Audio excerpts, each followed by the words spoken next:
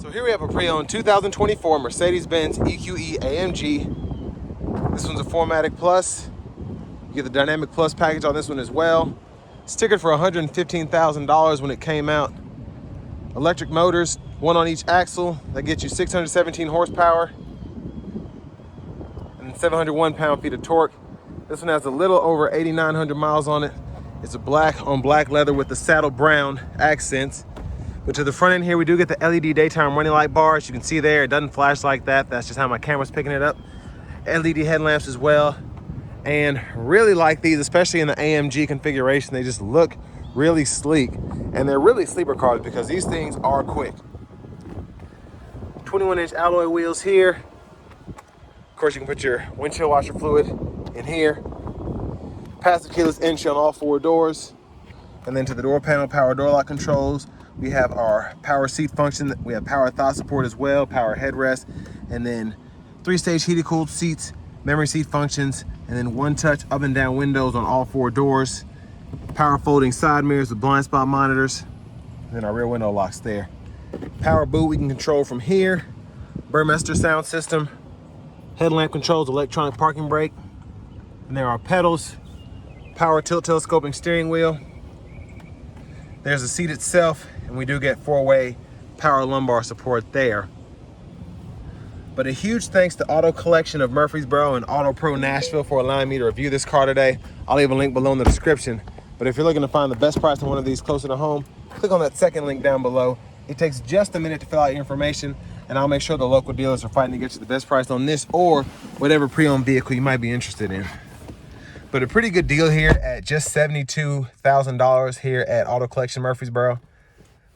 Have the seat up front adjusted for someone of my size, being 6'3" with longer legs, and great space back here. They're not even touching the back of the seat when I sit all the way back, so that's impressive. Seat back pockets on both sides, rear AC vents, and then down here 2 USB-C charge ports. Our middle seat folds down. And then we have our bottle holders there in the middle. Sunshade is there. And then soft touch lights up top. But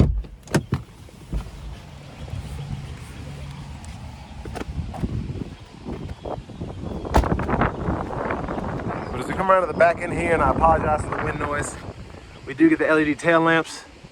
If you want to open it from the back, click the crest there. Pushing it the wrong way. And then we expose the trunk space. Decent size space, I think. The top tethers are integrated on the back of the seats themselves. And then we do get a seat or a side pocket here that's netted. LED lights on both sides. And then miscellaneous stuff down below. 12 volt right there. And then this one also has a cargo net if you want to go ahead and cover up what's in the trunk space. And over here, if you want a DC fast charge, you can do that.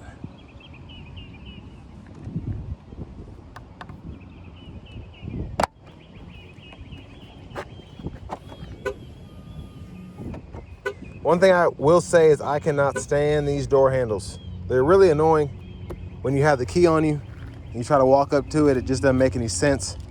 That's why I just have to keep the key fob on me.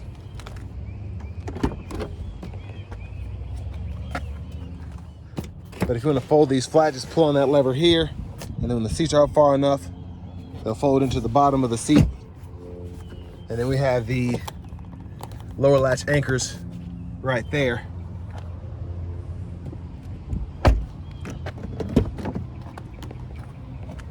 And then here's the front passenger seat, 4-way power lumbar support. All your adjustments can be made over here. Heated and cool with the memory seat as well. And then down here, pretty good storage underneath. Glove compartment. And there's the trim. I like that.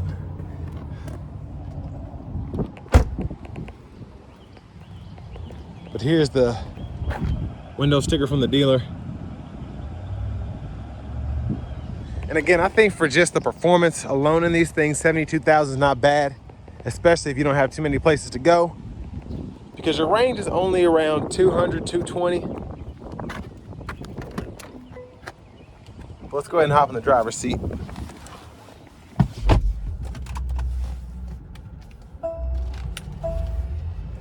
But nice flat bottom leather wrap steering wheel here. There's the horn. And I'll just give a quick run through of some of the features that you get on this vehicle. Your settings are here if you want to find the charging stations, parking, all of that within the navigation system. And you can see the range, consumption, and all of that. And at the home page here, you do get your AM, FM, XM radio. And then you also have Bluetooth audio. And then CarPlay and Android Auto compatibility.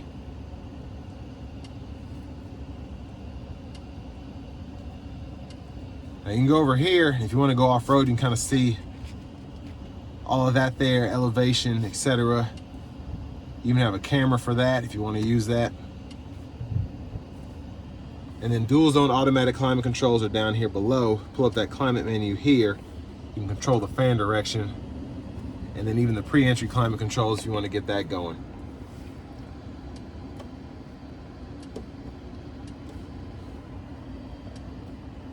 And then ambient light, seat kinetics and all of that there, excuse me.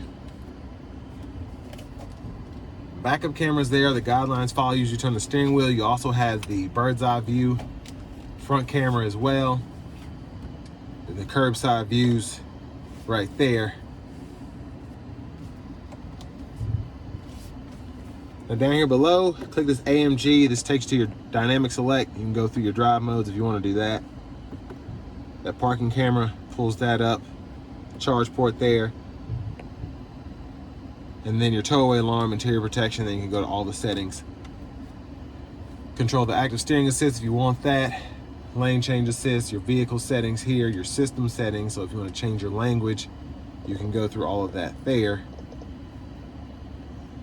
And then your time, date, and all of that as well can be adjusted in here. Hazards, then if you want to use your fingerprint recognition, you can do that. Volume, and then a power button for the whole system there.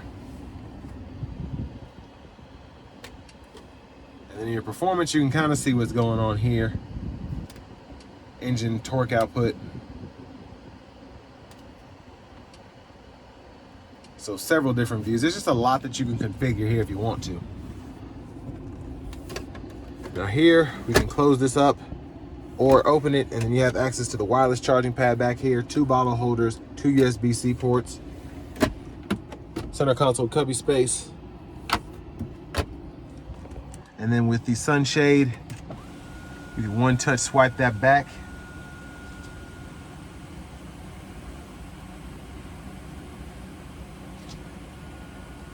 And it is a big roof, so it takes a bit.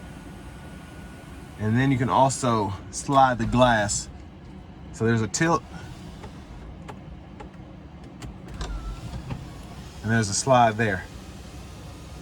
So I think this is a big plus in these because so many EVs do not have the glass sunroof. They just have the glass roof. You can't actually open the roof up, if that makes sense. So it's nice to have that here. And there's a view of the back seat from up here. Again, the controls are there. The lights can be turned on here. Vanity mirror. Now back to the steering wheel itself. Wipers, blinkers on this side. That's the rear wiper there. And then the front. And then your shifter is over here on the right side. So just hit the brake, pull down for drive, up for reverse, and you can kind of tap down for neutral. Press P for park there. You do have paddle shifters behind the steering wheel. This is to actually control your regenerative braking. So I think you have like 3 or 4 levels for that. And then to the steering wheel itself, the controls on the left side, this goes through the gauge cluster. So you can swipe up, down, left and right. So I really like the setting here. Where'd it go? Anyways, the one where I can see the energy usage right here, because I really like that. And it kind of keeps up with it. As I'm sitting here running the AC, it's showing how many watt hours are being used per mile. But then your cruise control is there. Adjust the gap for the adaptive cruise there, set the speed, cancel. And then over here, this is for the screen if you want to go through those settings on this side. Volume, voice recognition, favorites, Bluetooth buttons. And then you can go through your drive modes here, and then you can adjust the sounds or the dynamics there. Push button start. And then key fob's in my back pocket, but here's that there. And I do just want to kind of admire that ambient lighting that goes throughout. That's a really nice touch again. But next, let's go ahead and take this 2024 EQE AMG 4MATIC Plus out on the road for a test drive. So starting the test drive in this AMG EQE SUV, it's a smooth vehicle when you want it to be. It's a nasty quick car when you want it to be as well. And I'll show you that here on this test drive. It's just, with 600 plus horsepower, 700 pound-feet of torque, it's about what you'd expect out of an electric car. Now, even in the comfort mode here, it still comes off a stop like it's nothing. It's not that instant pull that you get like in the Sport Plus mode, but it still gets up and goes.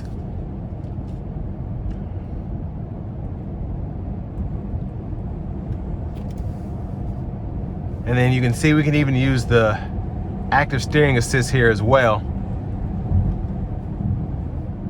if we want to on this normal road here, but it's mostly meant to be used on the interstate, on the highways. But the comfort mode really just shows you how good EVs can be in terms of the ride quality. It's not necessarily, I mean, it's not going to be as smooth as an S-Class, but it's very, very good for an EV. It's fantastic for an EV. The only thing that really comes close is the Cadillac Lyriq, and you don't have the same feeling of, I guess, stiff steering and performance in this than you would in a regular Lyriq. I haven't driven the V yet, but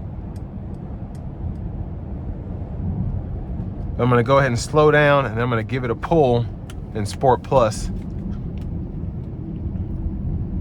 I think I'll be able to come to a stop here real quick. Here we go.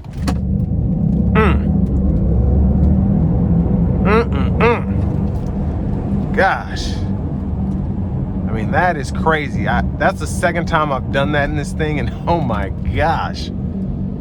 It is insane. Absolutely insane.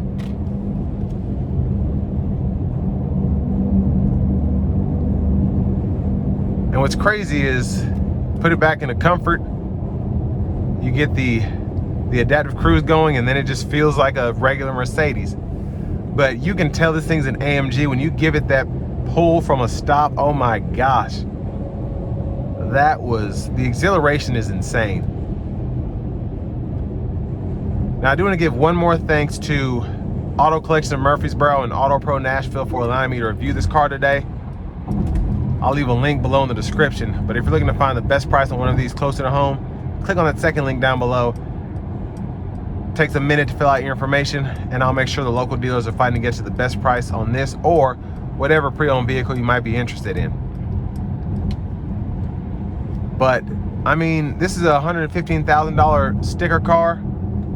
It is only $72,000 now, so pretty good buy in my opinion for the performance alone. It's absolutely insane.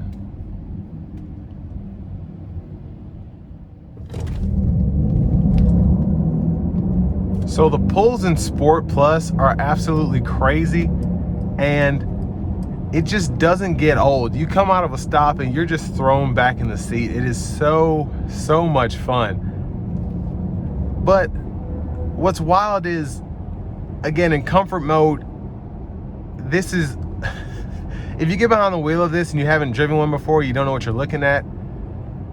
You know, it drives pretty normally in comfort mode, but then people get used to the throttle response at comfort, and then you just like flip the switch to Sport Plus and tell them to drive it just the way they did.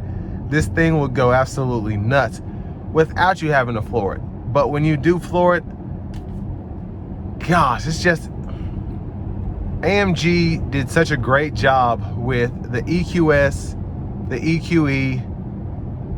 They're just so freaking fast. And this one has like the delimiter, I think it's like, it either stops at 149 miles per hour or it's the regular limiter stops it at 149 and that's taken off, but I don't even want to try it at that speed. It's just crazy though. And then one more thing I'll say about the range, it gives you a range. The minimum is 133 and the max is 197. And that just goes to show how if you keep your foot in this thing, your range will diminish quite a bit, but it's not as bad if you drive it normally. So you can get 200, 220, but again, if you're sitting here fooling with like I have, you'll get close to that 133. But I mean, just a fantastic vehicle in terms of just having the space that you have in here, the performance that you get, and then just the overall drivability, whether you want to be comfortable or sporty.